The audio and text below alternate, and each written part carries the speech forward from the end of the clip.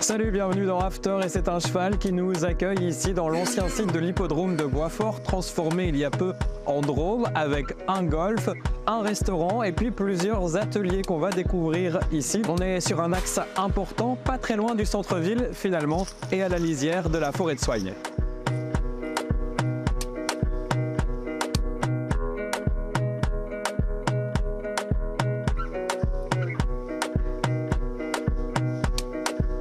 Un studio de céramique ici en plein cœur de la forêt de Soignes, c'est un peu un idylle. On est dans un écrin de verdure, on a énormément de chance d'avoir toute cette lumière, toute cette verdure pour laisser la créativité vraiment à son paroxysme. Il y a de la place et puis il y a cet ancien bâtiment, on voit les traces du passé, de plein de passés différents d'ailleurs, de plein d'époques, les tags et tout que vous avez gardé, c'était important pour vous? On a tout gardé, on s'est dit que c'est intéressant de voir aussi ce qu'était le bâtiment avant. Ça a été une boîte de nuit, ça a été une salle pour les paris, l'hippodrome, donc voilà, c'est en mouvement.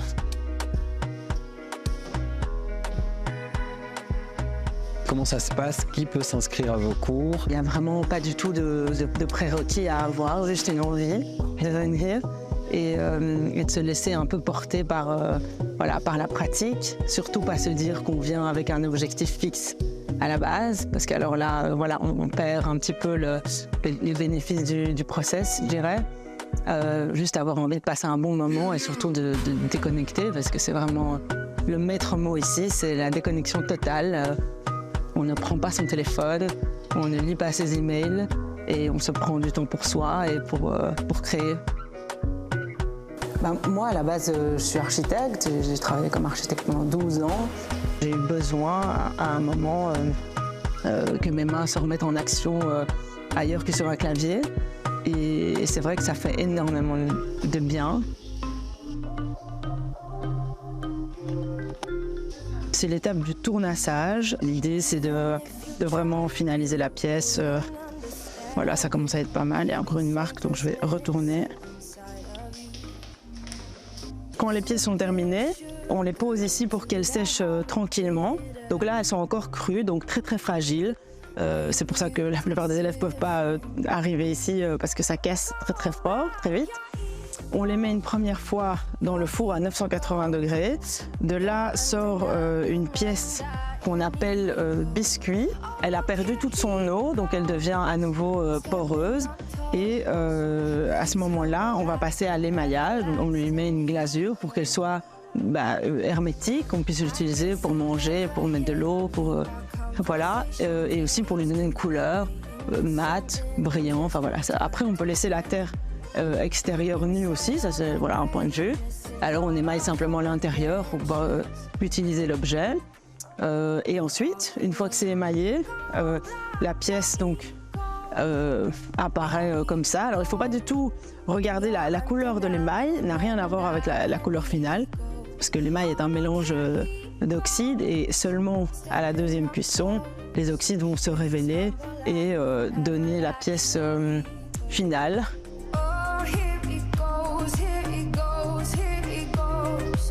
Il faut gérer aussi les frustrations. Parfois, la céramique, c'est des pièces qui cassent au four, qui explosent alors qu'on ne les prévoyait pas. Ça fait partie du process aussi. Bien sûr, la céramique est un très long processus, chose qui, de nos jours, est un petit peu difficile à intégrer. On n'a pas dans l'immédiat un objet quand on sort d'ici. Il y a beaucoup d'étapes. À chaque étape, un risque. Mais il faut aimer le processus. Il faut surtout pas s'attacher à l'objet, mais plutôt se dire que s'il a cassé, c'est qu'on fera mieux la prochaine fois. Et ça donne envie de s'y mettre. C'est vrai que ça a l'air très méditatif. La céramique, une pause déjeuner. Je vous propose maintenant de découvrir Woodpecker. C'est le petit nouveau qui s'est installé juste là-bas.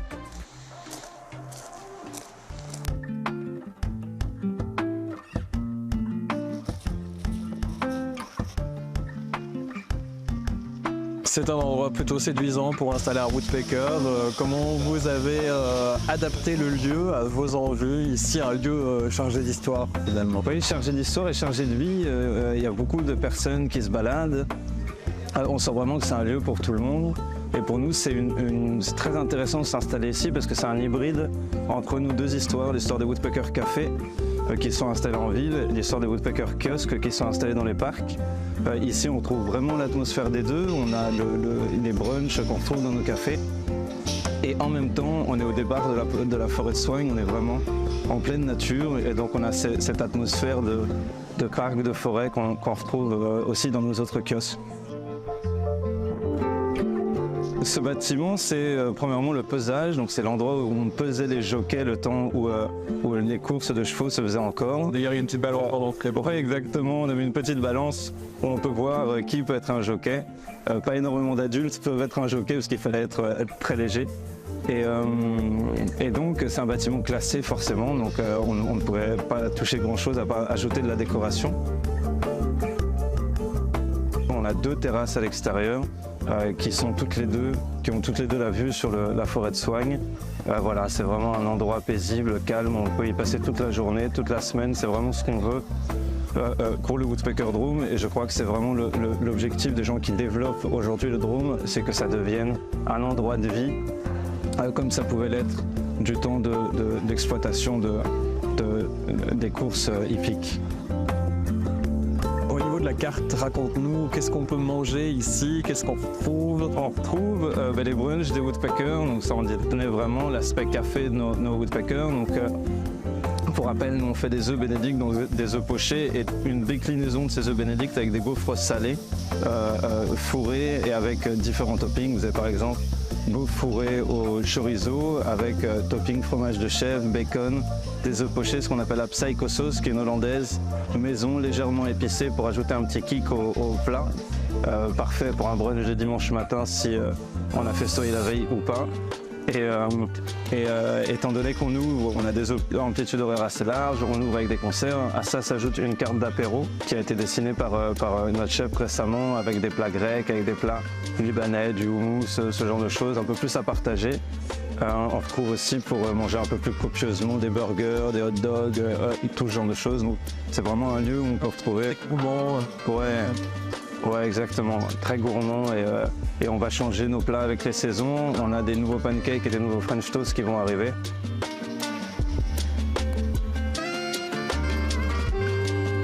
Il y a une petite salle au-dessus aussi assez dingue avec cette verrière et la vitre qui donne la vue sur le golfe.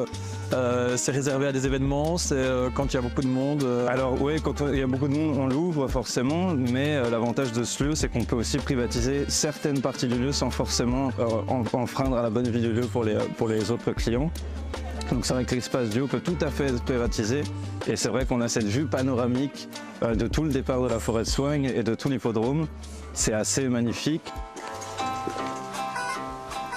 C'est bon, j'ai le poids d'un jockey, pourquoi pas susciter une nouvelle vocation. On continue notre aventure à Drôme avec la découverte du travail de la fleuriste. C'est plus loin par là-bas.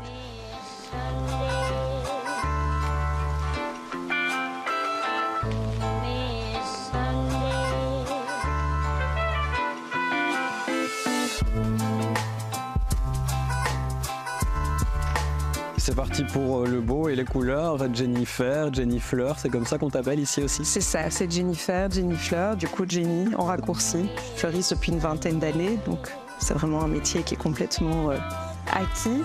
J'avais besoin de changement, j'ai fait l'expérience boutique pendant une dizaine d'années et j'avais besoin d'un espace pour préparer. Donc mon activité principale, c'est vraiment de fleurir des événements, des mariages, des anniversaires, toutes sortes d'événements que la vie amène. Et donc j'avais besoin d'un espace. Le hasard a fait que je suis tombée sur cette communauté d'artistes qui est très chouette parce que du coup on se sent pas isolé dans un petit atelier, dans un coin sombre. Et donc c'est très gai d'avoir du passage. L'idée c'était de pouvoir proposer aussi des ateliers, de faire découvrir à monsieur, madame, tout le monde qui se promènent, qui ont envie d'apprendre à faire un bouquet de fleurs. Est-ce que aujourd'hui être fleuriste c'est différent qu'il y a un temps? C'est très différent. j'ai eu la chance de vouloir faire ce métier à une époque où les fleuristes, c'était vraiment avoir sa boutique, son magasin. C'était un peu de la suite logique. Donc j'ai fait cette suite logique à l'époque et je suis très contente de l'avoir fait. Je pense que c'est un métier qui a beaucoup évolué ces dernières années, ces 10 dernières années, notamment avec la prise de conscience. C'est un métier qui pollue quand même pas mal en termes de production. Donc j'essaye un maximum de préférer des fleurs de saison. Bon, là, en l'occurrence, c'est une commande un peu spécifique. Ça dépend des commandes, évidemment. Ouais. Ça dépend des commandes, mais bon, on essaye principalement, genre, quand c'est la saison des pivoines, on se tient aux pivoines pendant la saison, vu que c'est la fleur star de l'année. Mais on me demande un mariage avec des pivoines au mois de décembre, je dis non parce que voilà, il faut essayer de respecter un maximum les saisons. Et répondre à des demandes aussi, essayer finalement de concrétiser une envie qui peut être parfois un peu farfelue. Mais là, c'est vraiment une demande un peu particulière. Donc c'est pour l'anniversaire d'une dame qui adore le voyage. Et donc on fait ce dîner d'anniversaire dans un avion, dans une carcasse d'avion qui a été entièrement reconstituée. Et donc le dîner se passe dans cet avion qui est un vrai avion, mais évidemment reconstitué. Et donc voilà, il fallait partir sur le thème du voyage, des couleurs, l'exotisme, avec des fleurs dont je disais, j'ai pas l'habitude d'utiliser. Je suis plutôt dans un style assez champêtre. Voilà, mais comme je dis, il faut pouvoir s'adapter à chaque demande. Et j'avoue que c'est assez amusant, parce que j'adore les couleurs. Ça, c'est une des raisons pour lesquelles j'ai fait ce métier.